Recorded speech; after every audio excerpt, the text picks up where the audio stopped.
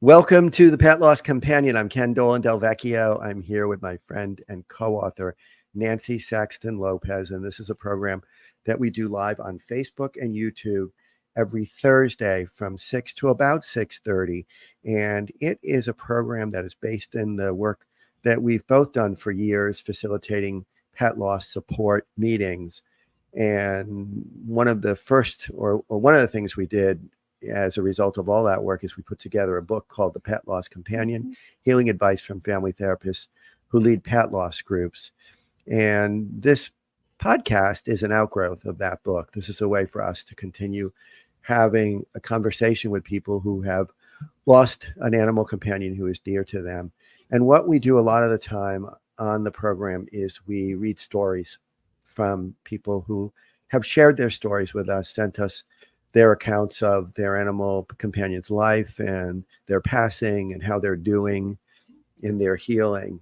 And if you would like to be in touch and send us a story, please do so.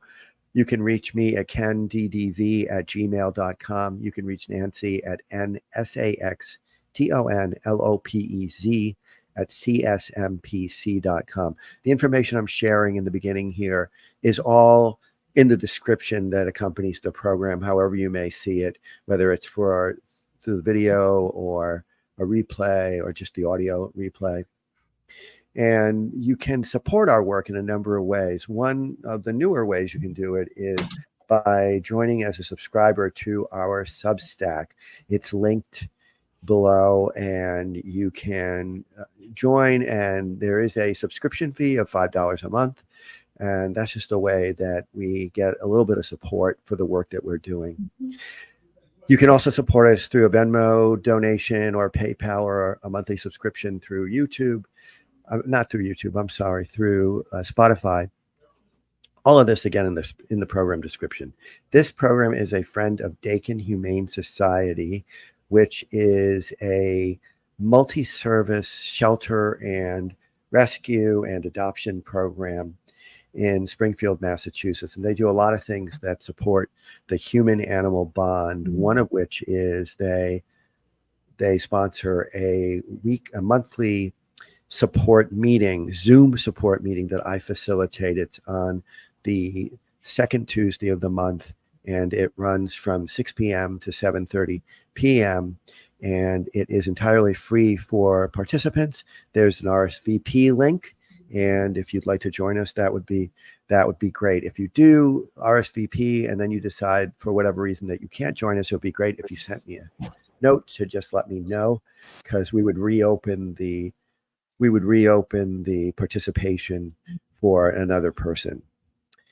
Please consider subscribing on YouTube, because that always increases the visibility of the program and its accessibility to other people who are looking for pet loss support. It raises this program in the list of those that are offered when somebody's looking for support with their grief. And finally, we'd like you to know that we have a relationship with a company called Bereave. We have an affiliation with them, and they make these really beautiful granite engraved plaques, memorial plaques, that, as you can see, can show the image of your beloved animal companion and whatever text that you'd like. And if you purchase one of these plaques through the link in our description, we will get a little bit of support. They'll give us a little kickback for your having bought it through our program, our link. And so Nancy is also showing an example that they gave us. We asked them for a sample because we wanted to make sure it was something that was substantial and that was really beautiful and very happy. Something that you would be happy with. And so, Nancy, I'll get us started actually, and let you know that today we're actually going to talk about Nancy's beloved Ellie, who died very recently. And Nancy's going to talk about how she's doing. We've got a bunch of pictures to show of little Ellie. And so that's what we're going to be doing today. So we're happy to have you with us. And thank you for me being allowed to do this, the pet loss woman, who, of course, we all have our own pet losses, right? And so, and I don't know how I'm going to be. I mean, I'm going to try to do this. Mhm. I'm going to have maybe some emotional reaction, obviously. But Ellie died, it would be 3 weeks Saturday. Mhm. And this little girl we had for 11 years and 2 months. And we do have some pictures. I think this is the first time I ever saw Ellie, and it was the end of May in 2013. And she was at a rescue group adoption, you know, uh, kind of whatever program. And I looked at her, and look at how dejected she looks, right? Yeah, yeah, she really. And I looked at her, and at the time, I had a home of 4 pugs, 4 little pug babies. And I thought, oh no, I have to take her. I found out that she had been in a kill shelter, and then Rough Rescue in Compton Lakes, which is near here, had taken her out of that kill shelter. But she had been in this rescue for a year. And so I couldn't not try, to take her, even though she's handicapped. But I had to go home and introduce her to the pugs. And of course they were like, whatever, that's fine. And so, but this is what her disability is, right? She had no soft tissue in her back legs, and she was deformed in her back end, and she was incontinent. But we willingly took her home. We were going to give her. It's amazing generosity, I think, that you took her on, because she's very impaired. She's very impaired. Very Is she paraplegic? Is that what you would describe? Yes, her? she would be paraplegic. She could hop around. Yeah. We found out because we went all the way to Sheffield, Mass, to get her a private individual cart for her, sized for her. And when we came home and we started trying to use it, she would go to the corner of the room and put her head down. Mm. So she just wasn't going to have that. So we tried. I remember she could get around really well. She could hop around. She had a lot of strength in her chest. Yeah. And she would hop around, but she was having nothing to do with that cart. So we had to we gave it to the French Bull Rescue Network. So, so we had to find the right diapers. And I found a woman in Maryland who I could buy those diapers from. And she had to have her clothes, right? Because she had to have diapers all the time. So we had to have some kind of clothing that she could be held in, right? There's my daughter, Elisa, with her. And so we found that. And interestingly enough, the company was Fancy Nancy in North Carolina. But we would order from them. And, it became a real process, right? Because she was incontinent and we had to bathe her every night. But we wholeheartedly, as a family, took her in. Elisa was with us at the time. She was still, at home. And so, she just made our lives so much richer in a lot of ways. Yeah. And also very, there was so much to do with her. You had to bathe her every night. Every night. Yeah. Mm-hmm. Wow. Because she was incontinent, right? And you could you change her diapers, but you would be, I changed diapers for her for 11 years and 2 months, right? Yeah, talk about intimate care. Wow. Yeah, very much. And she ended up having some medical issues. She ended up having some tumors in her rectum that would come out. Luckily, there were 2 or 3 of them over a period of years. The last one was during COVID, but they were all benign. Thank heavens. And during COVID, it was really difficult because you couldn't get in anywhere to have any surgery. And it was getting larger and larger. And finally, luckily, my vet contacted a friend of hers at Garden State, and she did have a surgery, and it was luckily benign.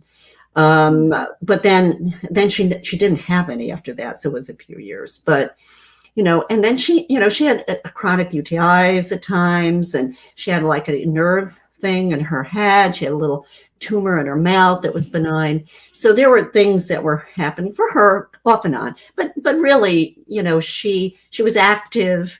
She would play. She was very territorial in a lot of ways. I mean, she would get mad at the pugs. And then they just walk away, like whatever. Here's her with one of the. Yeah, this is her with Molly. She's taking the bed. and she would try to get in there. I think that there was another picture. I don't know if you have it, but I sent so many of them. But she was sitting at the door with two of the pugs on each side of her. They were looking out the door. I don't remember that one. Yeah, but fine. I mean, there were so many I sent to you. I mean, there were so many. Here she is with Elisa. And here she is with Elisa again. Who she adored Elisa. She adored her. And this was the time of the Kardashians, right? So Elisa fit right in with that, with a little dog and her sunglasses and her dress. So, but they really loved each other. And I think she was just beautiful. She was a beautiful little dog. I mean, she was really stunning. There were some of the diapers that came from Maryland. But she loved to be around us, right? She was okay. She'd get feisty and she'd get bitchy a little bit. She didn't like to be bathed particularly, and she was territorial. Wow, she didn't like to be bathed, and you had to do it. That's commitment. Wow. Yeah. She was not happy with that. I bathe my dog every couple of weeks, maybe. she would happen. She wouldn't want to have the bath, but after she had the bath, she was happy because we had to be naked. We had her on towels for a while, right? But then she got mad when you picked her up to put the diaper back on her for the night, right? So, but she was just a joy. I mean, she was funny, and she made us laugh, and she became a real part of our life, right? I mean, of course, yeah. We loved our pugs, but the pugs were pretty easy, right? So she had these medical things here and there. About 2 years, about 2021. Let me talk about this. Okay, so there's a few formal portraits we had of her. Yes. And this is Michael Stahl's work in Montclair. And so there's a kind of there's a few of them here. She became, I mean, in fact, very photogenic. In fact, Michael Stahl used her one of those pictures in his ad. But yeah, I mean, she was just the star, right? Which then, and there's Elisa again. But then she actually got in a book. I think she got in this book. I kind of found out about it and wrote to Abby. I think it was Abby Nedden, I think, in England. And she said, okay, we'll put her in. And there's the picture of her. Sunset Boulevard. And so she became a little famous there with her picture. But then I probably around 20, there's just other pictures of her that she was so sweet. Around 2022, I guess, she was eating, but she wasn't gay. She was losing weight. And so we weren't quite sure what was happening. We could see her ribs. So we ended up we found a nutritionist. It's very, very difficult to find a veterinarian nutritionist. It's just almost impossible. And if there is one, they usually can only work with the hospital they're with. So they can't take on, you'd have to be a client of the hospital. Mm-hmm. So we finally found one in Friendship Hospital, Washington, D.C., and we made, Dr. Bowen was amazing. We made an appointment, and she came up now with a special diet, which she had for the last couple of years, which was pork loin, walnut oil, sweet potato, and banana. And she was good. There was a stretch of about 4 months in the middle that she was finicky again, but she really until almost the end she was eating that, and it really did help her. I mean, but of course, we knew, we've had so many. My husband and I have had so many dogs, and we've gotten to that place where we start to see things change, right? Mm-hmm. I mean, at the beginning of this year in January, her body started to change and her spine kind of came up. It was a little twisty, and her whole body like kind of rounded down. And at one point we were both looking at each other in the beginning of the year and said, it's going to be this year, because we were so intimately involved with her, and we had gone through 8 pugs, and what their issues were. And so we were afraid of it. So I think in some ways I really have been grieving or anticipatory grieving for a couple of years, because it was really scary when she wasn't eating, and then we got the diet and work that started it. Yeah. And then there would be these times and like, oh, what's going to happen? I mean, and we would start, unfortunately, to try to think that maybe this was the beginning of the end. And then she would rally, because she was pretty active up until, I mean, she was alert.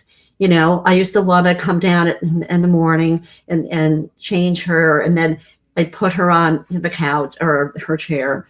And then she just watched while I was getting ready and getting food ready and whatever. And she was always like, really alert. Mm-hmm. Until the end, she was actually alert.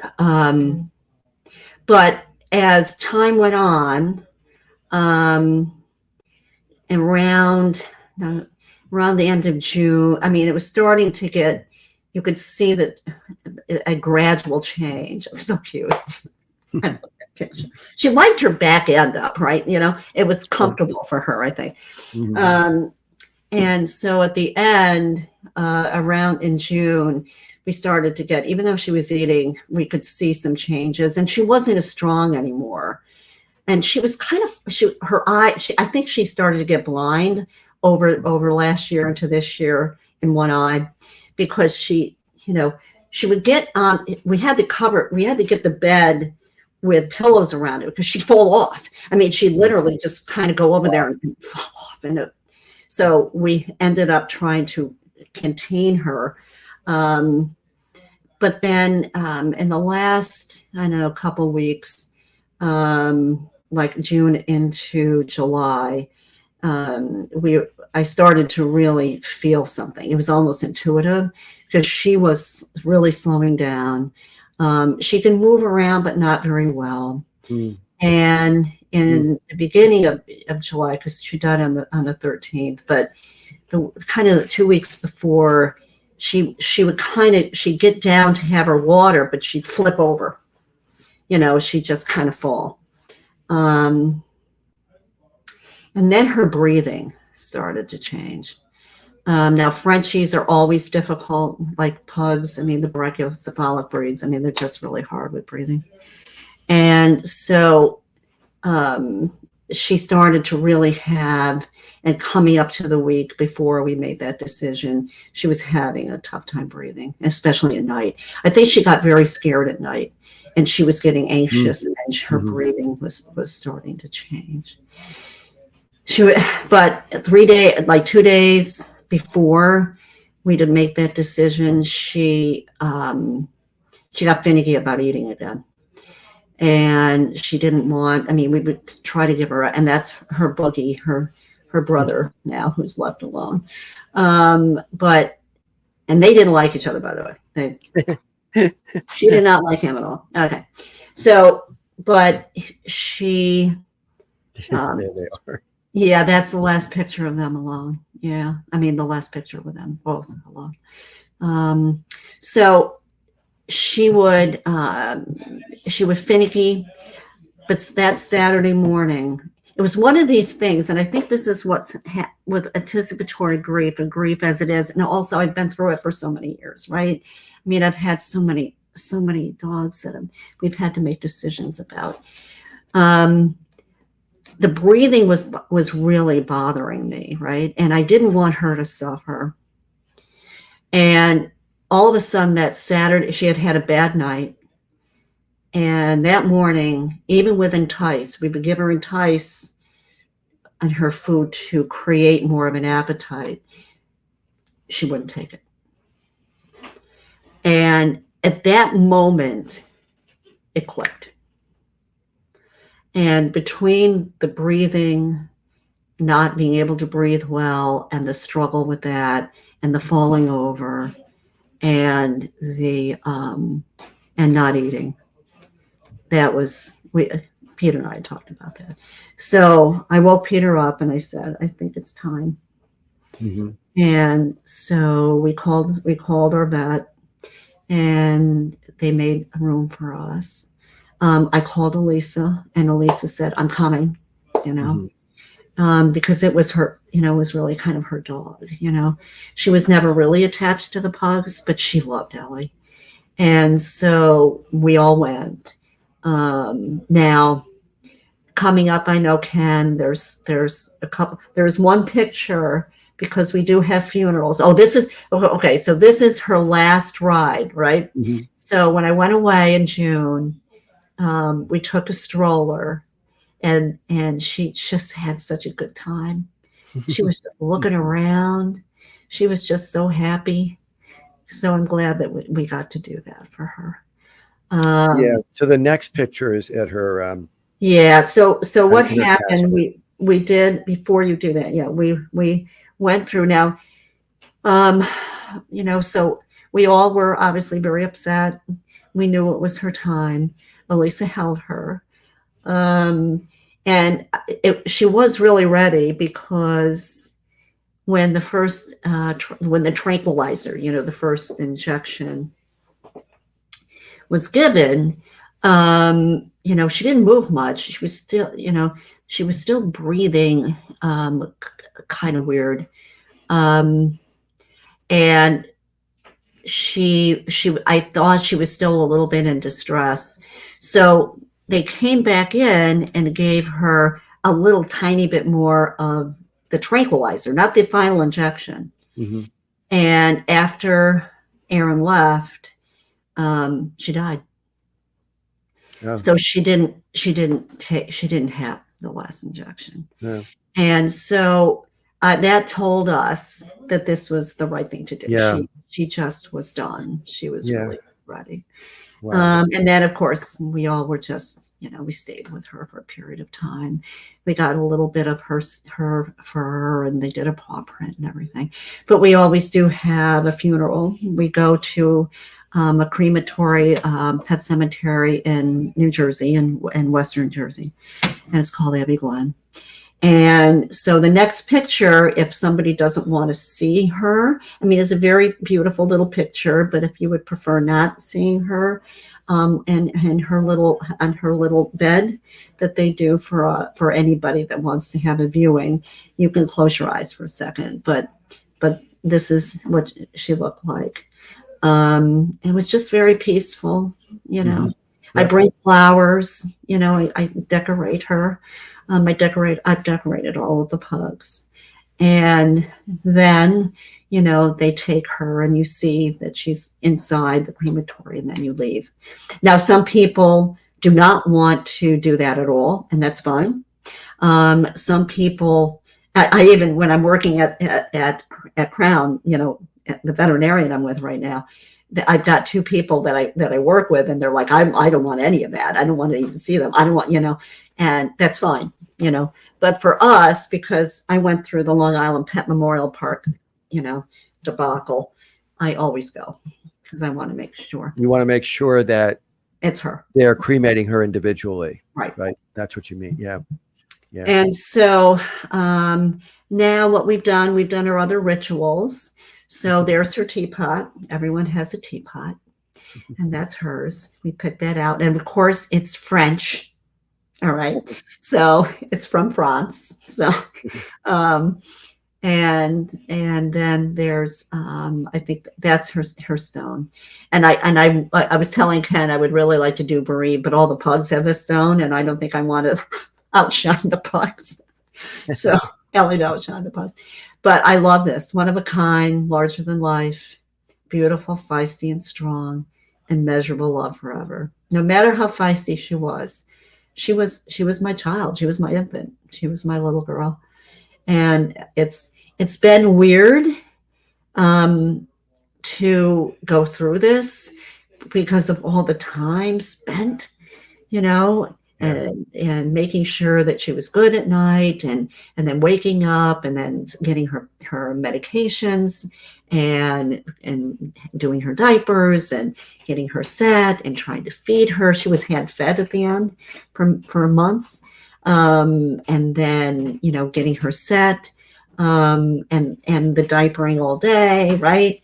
And then, at night we would go through the whole ritual of, she would be fed she had to be fed 3 times a day. So Peter did the lunchtime. He and I did the night, and then she would have to be washed. Mm-hmm. And then she had medications.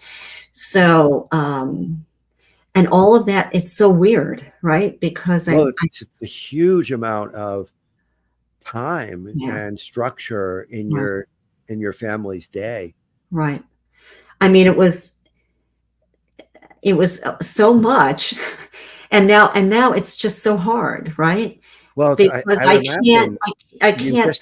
You just have your one dog now. Boogie. Yeah, I mean, we had 5. You had all of these guys. Yeah, they're so sad. They're all gone now.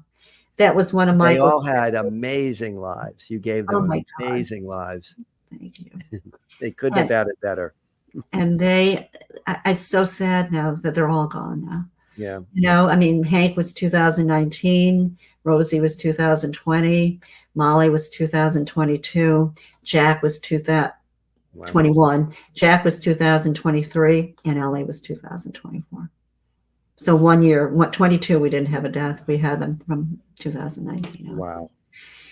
So, but I know that we did, even now, I think, and how do I do this, right? Because I'm also helping people with their grief all along now, right? Yeah. I mean, so I've got people that I'm talking to privately. I'm talking to people at the veterinarian, and it's right here, right? Because I know exactly.